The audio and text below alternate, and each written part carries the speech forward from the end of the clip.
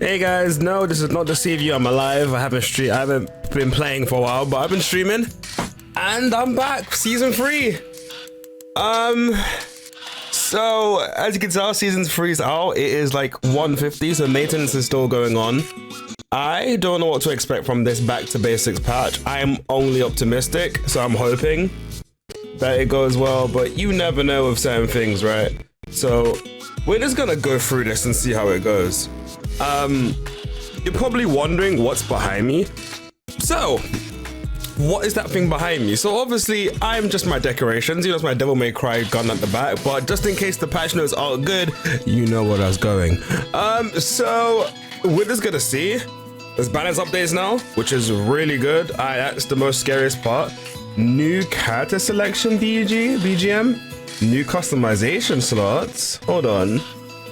Player customizations can now be swapped and swapped out. Okay, so that's quite cool. So I can swap it based on the character I'm using. That's a nice feature. Oh god, shared slots expanded to 30. I will push for times like this. And there's a new shortcut. A new practice shortcut to switch positions with your opponent has been, okay, they just be making anything for practice menu stuff, I can't lie, that's not that big of a deal. But okay, that's cool. So we're just gonna see how it goes then. I wanna hear the new BGM stuff, because I've been using Aim to Win. Banger. Because I'm gonna be honest, listening to, what was it before? Banger. But listening to was good for a minute. Then it was this, which I guess Unstoppable Urge. I guess it fit the flipping greed of the the season 8 2 devs, I guess. So, but no, the new one. Let's see what it sounds like. I Am Pulse. Okay, let's listen to it. Let's give it a listen. Okay. Yeah.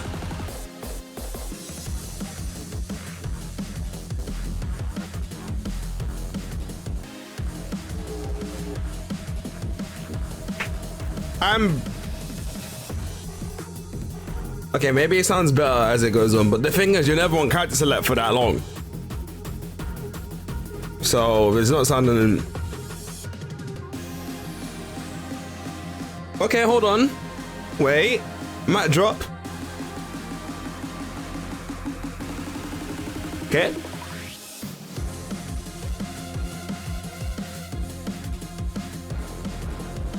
You wouldn't get this far into character selection, so you know. It sounds decent. It's better than Unstoppable Urge, but I pick it probably not over Aim to Win. How can you not pick this? Anyway, that song's not bad, but that's not why we're here. We're here to set the patch notes, so let's go without further flipping ado. Okay, so we're gonna go over some of the changes. We're gonna look at the general changes first, because I think that's probably what matters the most at this current time. Revenge bonus. A revenge bonus will now grant additional rank points when winning a rematch after losing. That's cool. So if you lose a match and you get revenge and win the next one, there's more incentive. So that gives you, in case you don't know why that exists, that gives you more incentive to want to play the game again instead of one and doneing. Even if you lost one game. Then again, it really doesn't matter to you. The merchant conditions will also be adjusted. It doesn't matter to you if you're the one who won. The merchant conditions will also be adjusted. Players will not be demoted unless they lose 2 consecutive matches. Oh shit, that's really cool. So if you lose, the game is really holding your hand here. If you lose like a match where you should have lost, like you would have usually demoted, the game gives you 2 opportunities to win and get out of it, even if you're falling under the threshold. So if you've like demoted, basically, literally, the game is like Marvel Rivals, where the game gives you like a Chrono Shield, except that it's not building up, it's just there automatically. If you would have demoted, it gives you 2 opportunities to not demote. So if you lose a set, you're done. You will demote. That's really cool. But I guess that stops you from like cheesing like rank up bonus points of being someone higher than you, which I guess works in that way too. The rank point modification is still introduced in version 2.0, which applied under certain rematch conditions for long rank change will be removed. Oh. Rank matchmaking changes. Oh. Oh shit, they changed matchmaking. Okay, this might make it easier. So basically, before, matchmaking was a thing where it was like, if you had high prowess, you're fighting people who are high prowess. So if I had a high prowess, I'm going to be constantly fighting people high prowess, no matter what rank I am, what character I'm using. So it will feel like I'm still fighting those God of Destructions with a sub character at that rank, which you think would be fine, but I guess it's just more insufferable because you're not at your fight. You're doing crazy battles for a rank that's not even closely remotely, like it's not even remotely like the same rank you want. So the previous system based on the highest rank among a player's characters will be removed. So yeah, now they're making it so that every character, like Tekken 7, every character you have has their own individual matchup rank. So it might take longer to load up, but you'll be finding people who have the similar level or similar rank as your character's rank. So if you're fighting a Bushin, you're gonna fight someone that's Bushin regardless whether they're God of Destruction overall or not. It doesn't matter. That's what I'm assuming from this. It's not just gonna be God of Destruction because you're prowess. That way, if you want to accelerate to the other ranks, you do. So kind of Tekken 7-esque, I'll be honest. Revision of the relationship between unique powered up states and the heat system was changed so that when heat ends, character specific powered up states are also removed at the same time. That's a really good change, because that means they're still not overbearing and they don't have I have a free I can use this on you card. So yeah, that's really good. Revision 2, revision of wall splat heat properties. That was the stupidest thing I've ever thought in my life. Jim being able to wall splat me for fun just didn't make sense. You know what? Let me show you something just so you know, because I have a clip that will justify how stupid that was. Where is it? It justified how stupid that heat thing was. This was... I'll get to the main point of it.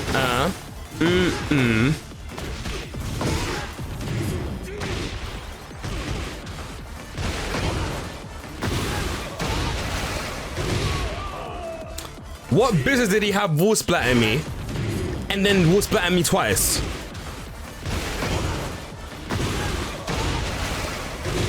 What business did he have wall splatting me twice? Anyway, that's that. Next, just wanted to show you that check today. I am checking 3 characters today, or maybe 1, depending on how long the video is and splitting it up. My mains. Lars, obviously because that's how I started the game. Claudio, because I got tired of losing in season 1 with Lars, and he was fun to play. And someone who I picked up very recently because I finished the game, Clive, everyone's hated crossover Soul Calibur character. So we're gonna start with Lars, of course, because that's the main. No, we're gonna start with Claudio. Because I feel like his nerf is gonna be more impactful than whatever the fuck I pick, whatever the fuck happens here. And let's just pick. That works. I'm curious to see what they're gonna say. So yeah, those are the changes. Let's go to the basics. Claudio is a character who controls the neutral game with strong mids, that's true, and mid-range, mid and high-range tools, while applying distinctive of offense through the use of Starburst. System-wide adjustments made it more difficult to maintain Starburst, so a new move has been added that allows them another option to gain Starburst. Okay. Additionally, we have adjusted the feel and usability of his core moves to help him feel better, showcase his unique characters. Okay, so the new move added the mid attack, which gains Starburst on hit. It serves as an easy to use option for gaining Starburst during neutral, and near the wall it can be utilized alongside sidestep 4, allowing players to choose between them depending on the situation. Okay, so he just got a new wall move. That's pretty cool. Additionally, revision to core moves. Additionally, adjustments have been made to forward 3+4 to improve its usability, as the situation in which it could be applied were previously quite limited. I think that's the one where if you don't know what that move is the long kick that gets him a guaranteed DP. So let me just show you. It's this move. That move there. 17 frames. 17 frames? Huh, was that new? Anyway, that's what that is.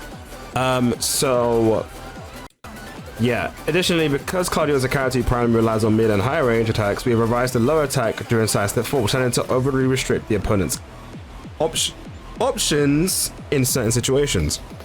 Alongside these changes, several other moves have notable effects in specific scenarios and have also been reviewed. Okay, so the first things first, let's see what this new move is. Orbital Slice. What the fuck? That just wall splats. It wall splats.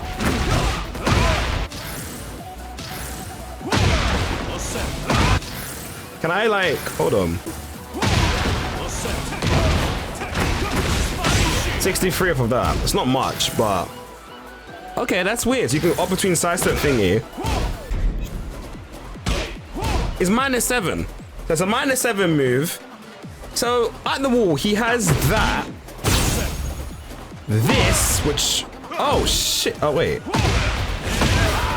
That wasn't even counter hit.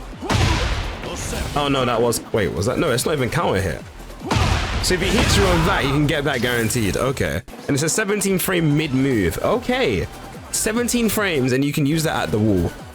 Okay, so what did they do with forward 3+4? Adjusted the opponent's behavior on block and changed the frame advantage on block from -8 to -4. Oh.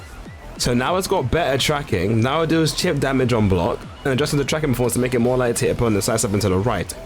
And the distance on the opponent on hit has been reduced and changed the behavior on aerial hit. Okay. Oh. Let me show you what it just did. I don't know how you'd use this, but it's an option, I guess. You can't come off of it. Have I got counter hits on? Maybe in a combo?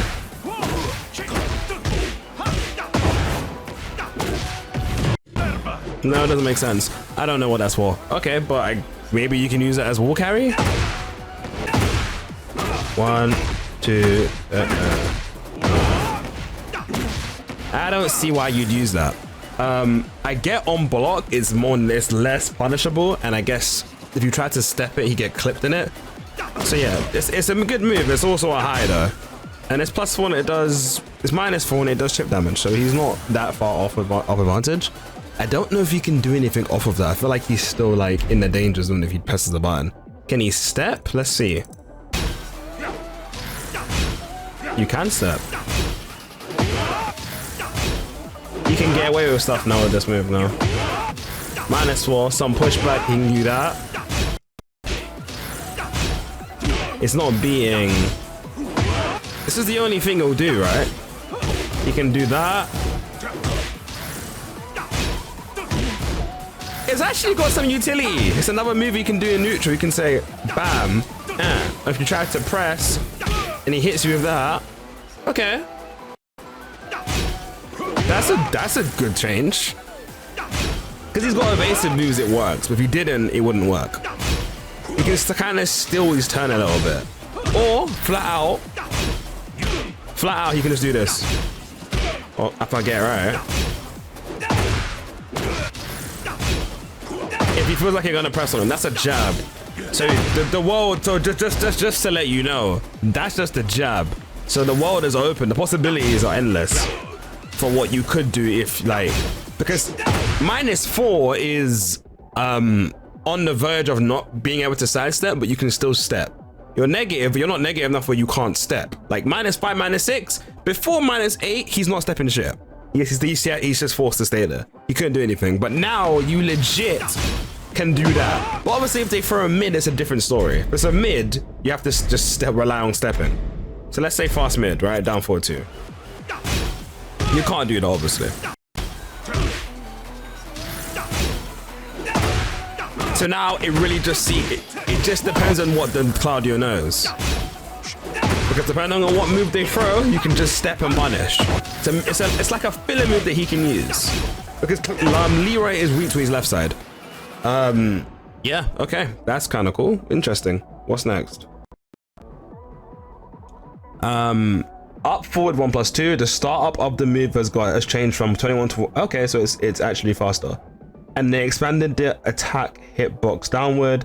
As a result of the above adjustments, the move is now easier to evade with lateral movement. Okay, so basically, this move is more steppable. So, he's weak. Yep, steppable. Both sides. Both sides, you can't stop anything. But if you want to side step to the right, this move will catch now. And obviously that move never misses. That's why it's like one of these definitive tracking moves. So that's still the go-to. But, you know, if I did this, yeah, this is bad tracking. If you do this, it will catch and clip. So it's always, I can see why it's more handful. Plus chip damage, like I said before. Anyway, what else is there? Okay. So they change his forward 2. Down back 3-1. The opponent's recovery time when blocking has been reduced by and the advantage on block has been changed from minus I think that's, which one is this one? To minus 14. What? So which one is? I mean, this being minus 14 is justifiable, I can't lie. Because that one's safe. Why did he not block? Oh, he's trying to punish, right? Well, first step. Just block. Yeah, that's minus 1. But obviously it can be dart. And then this one is minus 14. So now you can be launched by certain character. Minus 14 is a good punish for everyone. Everyone's got a good minus 4. Everyone's got a good 14 frame. So that's a good change. It's enough, but that's a good change because obviously, like, at the reward he gets for landing this is really good. So like, if he wanted to, he can just say, oh, you know what I'm saying? Like, he can just say, oh,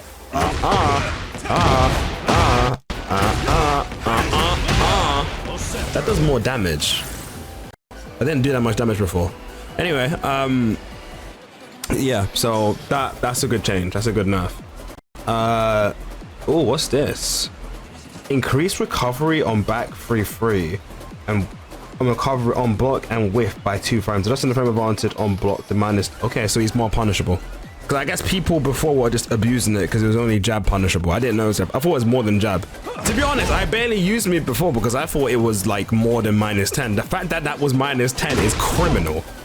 Because you can delay it as well. It's just a good like stop touching me move. And then the reward he gets for landing this on you, like he gets that, and if he gets to the second hit, it's 14 frame, boom. So, you know, that's a good change, minus 12. Reduce the tracking of what? What is this move? Is that his? Okay, you know what? They saw that combo video. They saw that video of I think it might be Risky Luck, like because I saw it too. He done a move there, and like, hold on, wait. Like he done that. Maybe that's not what it is. I don't know what they saw. Maybe I'm wrong. Anyway, I don't get why they reduced the tracking of that. That move, the unblockable is not hurting anyone, but I don't know. Okay, now during sidestep, behavior on counter hit has been aligned with normal hits. Oh shit. So that's what it does normally on counter hit now. Oh, they took it away. Before he'd be able to do that, sidestep 4, and then get a guaranteed like down back 1+2. Now they took it away, so now it doesn't. So now it's not near as punishing. He's still +6, and they're still at a disadvantage. But I guess the aggressiveness of him doing that doesn't exist anymore. So no more bam. Oh, okay, my turn. Guess my mix-up. It's now bam. I'm still +6, but you know, and you're still crouching. But that's it, regardless or whatever. That's cool. Personally, not a bad change. And I think the last one is the kick. It's enhanced the tracking of the second hit when it connects as an air hit, reducing instance where the third hit would whiff. Okay, so that's just a behavior thing, so it whiff. Overall, his changes don't seem that crazy to me. This move here is pretty good. Like, he doesn't have, like, I don't think he suffers from, what do you call it, moves. What does he do here? Like, he doesn't really suffer at the wall now. Like, he already had this, 18 frames. He had that again. Like he had that. Yeah, he literally had, like, he has moves at the wall. Sidestep 4, that. But I guess because that's quicker than doing this or doing this. Only by like a frame. But on block, it's not even that bad. That's the thing as well. One, like it's -7. He's lost his turn, but if he hits you, like, if he hits you, he knocks you down. But if he hits you with this, where he has Starburst, he's getting something. Probably, he probably would just like, if he didn't want to use Starburst there, he probably could have got Sidestep 4. So like, maybe not. Maybe I'm doing it too slowly. It says, hold on. Too slow. Yeah, it's too slow. That might be the only thing he can get. I don't think he can get anything else. This change is cool, it being useful. So now in the mid range, you use it. You can use it as a, guess this. Am I gonna go mid or am I gonna step you? So it's like, it's a reaction thing. I'm -4, but I can still step you, or I can do feign ignorance and use my DP. So yeah, okay. That is a deserved change. Starburst, obviously him not having Starburst at the end of his thing now, like completely changes the damage output he's doing to you now. Again, that's really good damage. Or did I just get better at combos? I don't know. Don't think I did. They changed the heat stuff, right? The nerfs make sense. It's not a lot of nerfs, mind you. That being -14 is good because people are using that, and this being more punishable makes you think more. -12 is enough for you to get hit back and knocked down, whereas like a 10 frame is not nearly enough punishment for that. I can't believe that was only -10. I thought it was more than that. I'll be so real. Because I guess the Tekken 7 part of me would think that's more punishable. That should be punishable like crazy, or like Tekken 7, yeah. That would be something that's like, well, because of the reward you get from it would be more punishable. But yeah, the tracking of the unblockable, I don't quite understand that one, but they might know something that I don't. They made 3+4, 3+4 movable, and obviously up forward 2 is good, but with a consequence that it can get stepped. And sidestep 4 just not being counter hit now was kind of crazy, but I don't think he's gonna lose his tier. He just doesn't get like more heat installs like in thingy, but he can easily just get it. At least like he only gets the heat on hit. And the fact when he hits you with that, because honestly, I don't know why you'd hit you with this, because on the wall, let's say I had it on the wall. Oh, that wall splats. Okay, never mind.